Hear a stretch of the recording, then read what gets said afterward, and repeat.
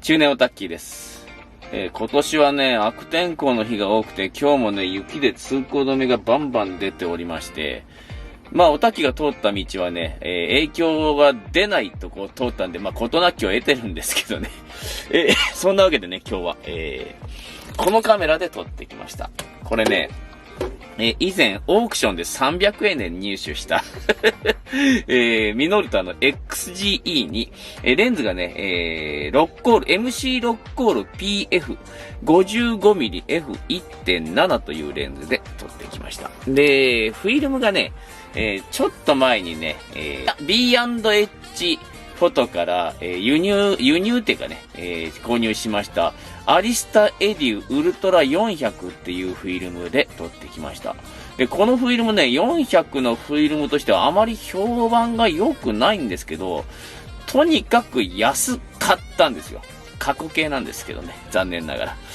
そんなわけで、今日の動画スタートさせていこうと思います。それでは動画スタート。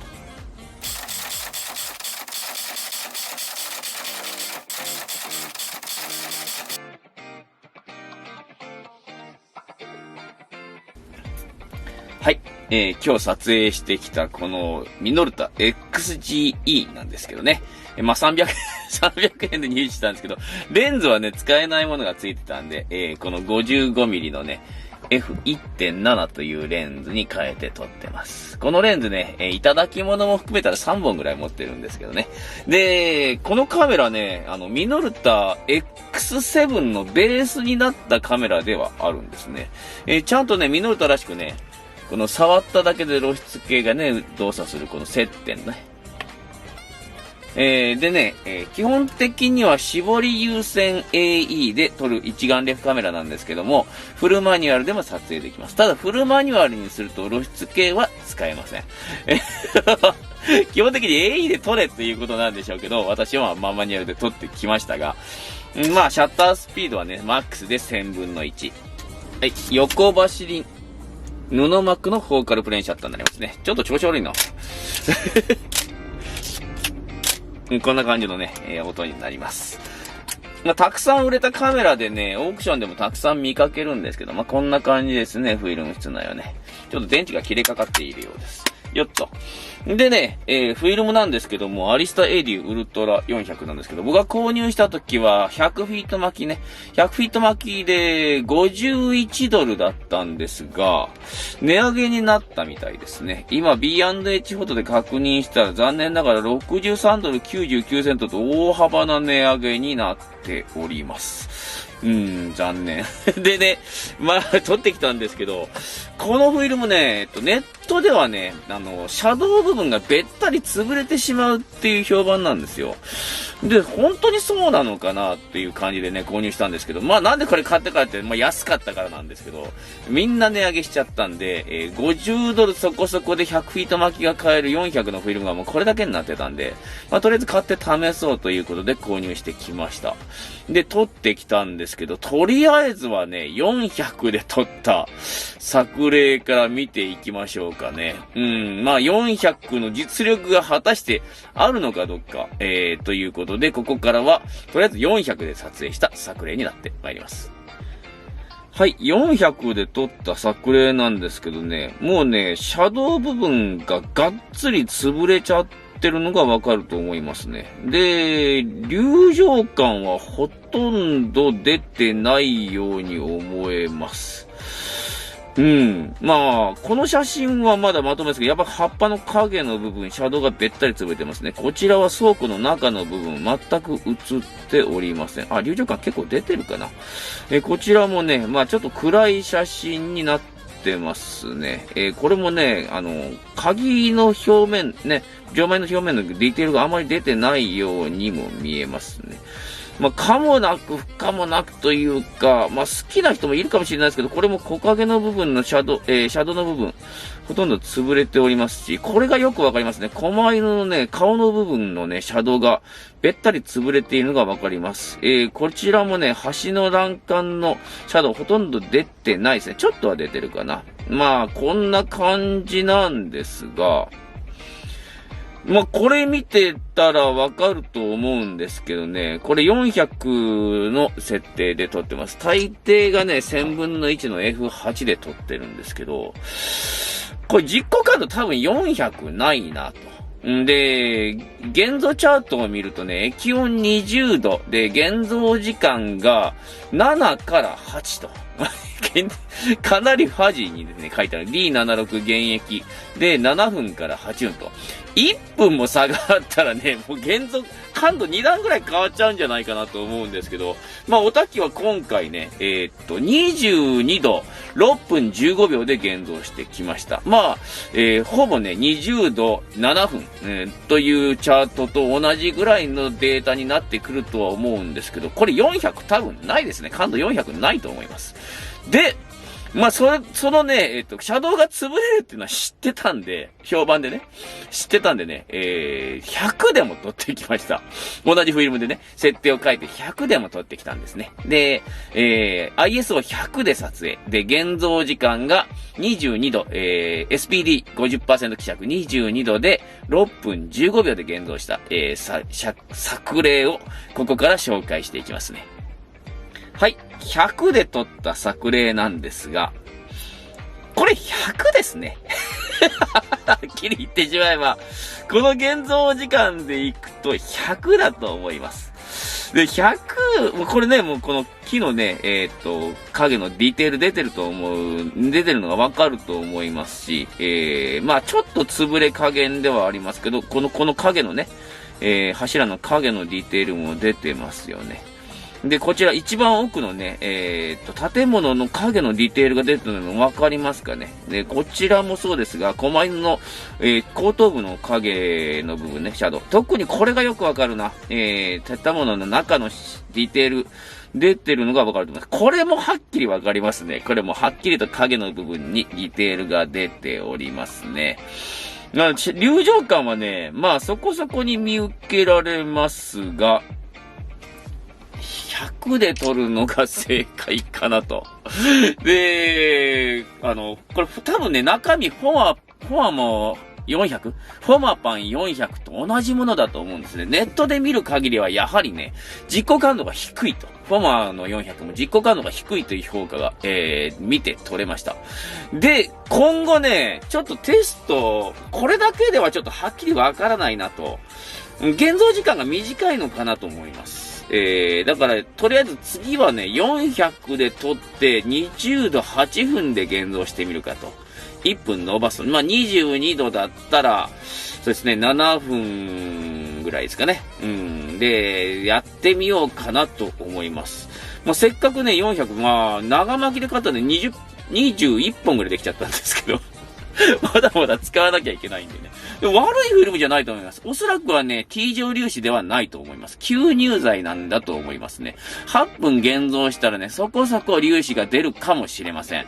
前回ね、テストした、ローライ RPX400 だったっけ？そちらとのね、比較もやってみようとは思いますが、もしね、現像時間8分、ローライのね、RPX400 も、現像時間8分だったんで、もしかしたらトントンの仕上がりになるかもしれません。もしトントンの仕上がりになるようであれば、かなり安いぞと。で、現状ね、B&H フォトで製品版がね、5ドル90セントぐらいだったかな。決してね、安いフィルムという部類にはないです。ケントメは400の方が、ほんのちょっと安いんですけどね、製品版で比較すると。長巻きでも比較するとちょっと安いのかな。で、決して安いフィルムではなくなってしまったんですけどね、せっかく仕入れたんでね、いろいろテストしてやってみようと思います。ただ仕上がりはね、ケントメアパン400はね、かなり柔らかい感じ。で、おそらくなんですけども、アリスタエデュウルトラ400はかなりね、ハイコントラストな仕上がりになってくると思います。まあ、価格はね、現状ではケントメアのが安いですが、コントラスト高めに仕上がる安いフィルムという意味では、もしかしたらアリスタエデュウルトラ400の需要はあるのかもしれませんね。今回はね、自家現像のネタがかなり入ってきましたが、またしてもマニアックな内容。マニアックな内容になるとね、再生回数伸びないんですが、機材オタクの方はたくさんいらっしゃるんですけどね、写真を撮りたいっていう人はなんかどうやら少ないみたいで、なんのこっちゃって感じなんですけどもね、できればね、たくさんシェアしていただければ、嬉しく思います。はい、今日の動画はこんな感じでね、ここからはね、作品投稿のコーナーになってまいります。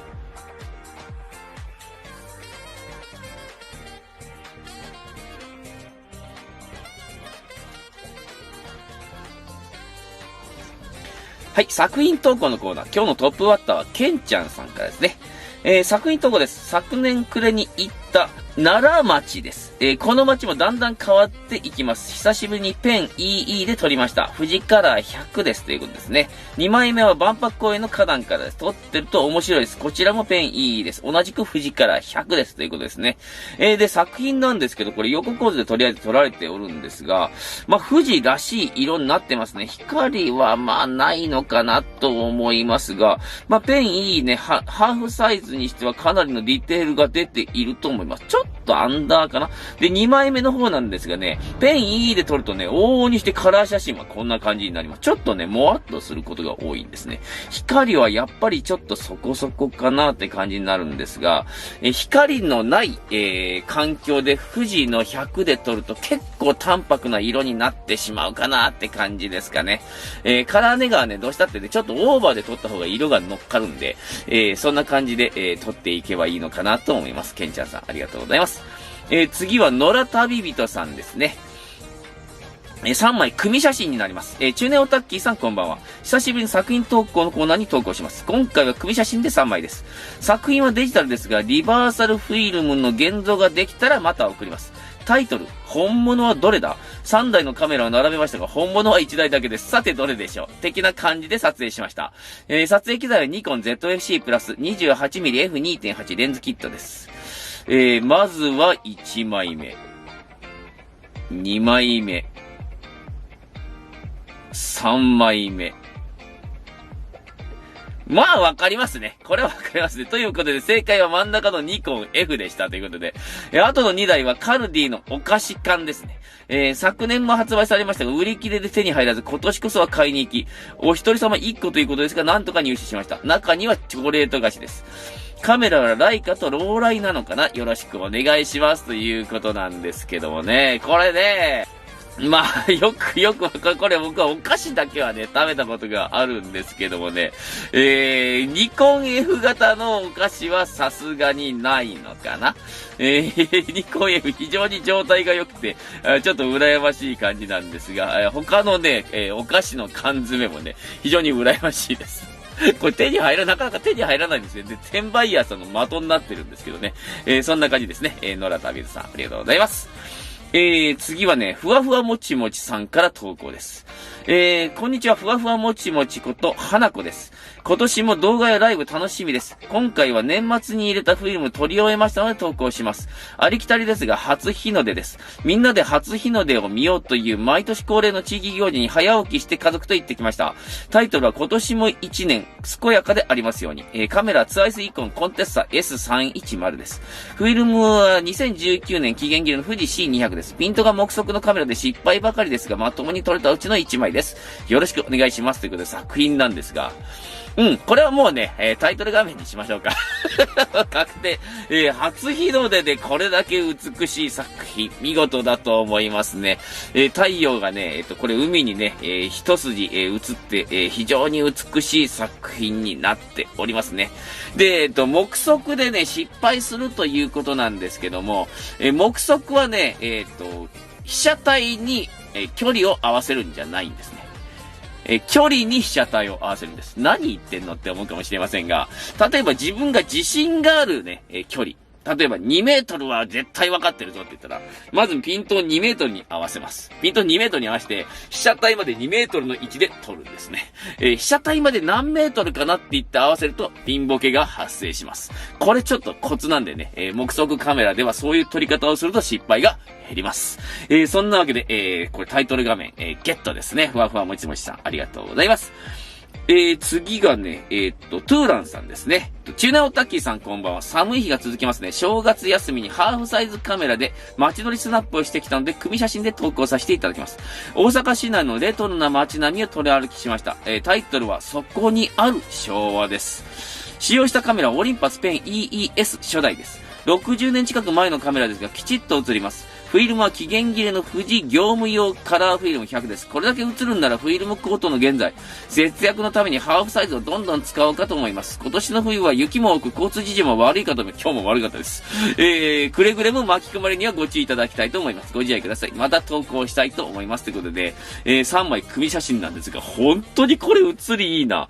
ES 最近使ってないんで、ちょっとカラーで撮ってみようかなと思いました。3枚ともね、これ本当にハーフとは思えない写り。ペン EE ではね、もわっとした写真になりがちですが、3枚とも非常に美しい写りになってますね。3枚目のね、大村コンの看板が非常に懐かしい作品になっております。トゥーランさん、ありがとうございます。今日ね、4名の紹介になっていきます。実はね、作品投稿のコーナー紹介しきりましたんで、まだ紹介されてないという方は、ぜひ DM ください。まだだぞ、これは、みたいな感じでね、忘れてんぞ、みたいな。そんなわけでね、作品投稿のコーナー、種切れになっておりますので、また投稿よろしくお願いします。はい、今日の作品投稿のコーナーはここまで、ここからはね、俺のカメラのコーナーになってまいります。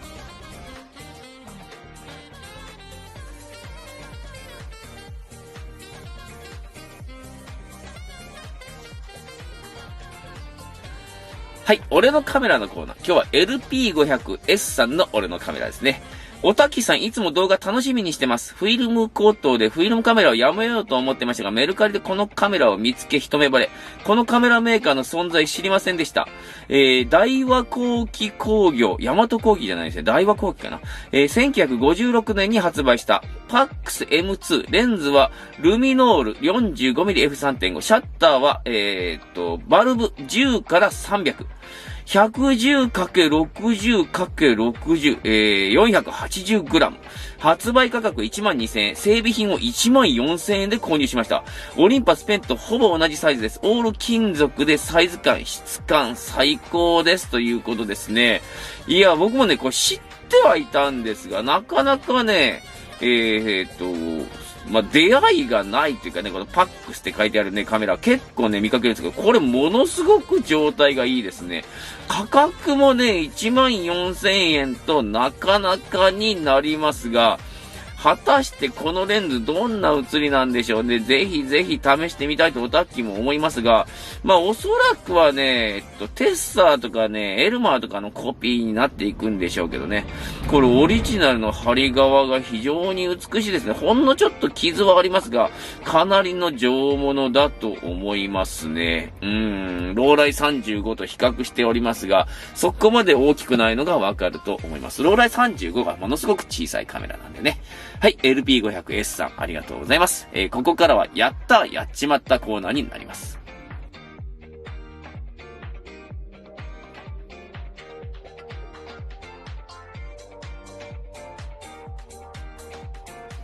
はい、やっちまったコーナー。今日は夢旅人さんの、やっちまったみたいですね、どうやら。やっちまったコーナーへ投稿です。久しぶりの投稿です。ヤフオクで物色していたところ、珍しいレンズを見つけて入札。シグマ FT80。キャノンオートボーイ2専用。は入札してカメラを見るとオートボーイ2を所有してないことに気がつき、誰か入札するだと思っていたけど、競合することなく落札。その後、オートボーイ2がジャンクであったので大丈夫だろうと思い入札して、これまた競合することなく落札。自宅に届いて、電池を入れると通電 NG。うわぁここまで来ると何としても動く個体が欲しいと思い、またしてもジャンク品を入札。今回も競合することなく落札。自宅に届いて電池を入れて確認すると通電 OK、フラッシュも光りました。珍しいからといって入札すると後が大変だと分かりました。左側が通電 NG、右側が通電 OK で FT80 をつけてみました。FT80、990円で落札。送料別。オートボーイ2、2台とも1000円で落札しました。今年の目標はオタッキーさんの画面からはみ出すぐらいの、を提供できるように投稿できればと思います。今年もよろしくお願いしますということなんですけど、なかなか苦戦しましたね。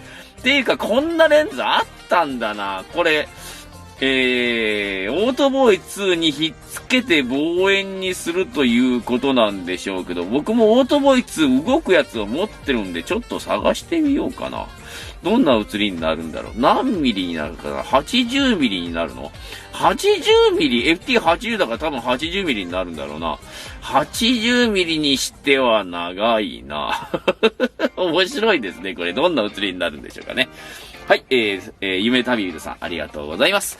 そんなわけで今日の動画は終わっていきます。俺のカメラとやっちまったコーナーはね、ちょっとね、遅れておりますね。紹介が遅れておりますが、もうしばらくお待ちください。でね、作品投稿のコーナーはね、もうすでに、枯渇しておりますので、投稿よろしくお願いします。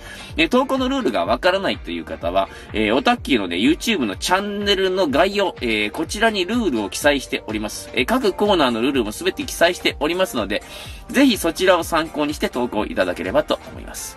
はい、今日の動画こんな感じでちょっとマニアックな内容になっていったんですけども、できるだけ安いフィルムでというね、スタイルになっていくんでしょうが、またコダックのトライ X も少し値上がりになりましたし、アリスタエデュの長巻きがドカーンと値上がりになったのはちょっと痛いなぁと思いますね。これでね、もう50ドル台で買える、100フィート巻きでね、50ドル台で買えるフィルムがなくなってしまいました。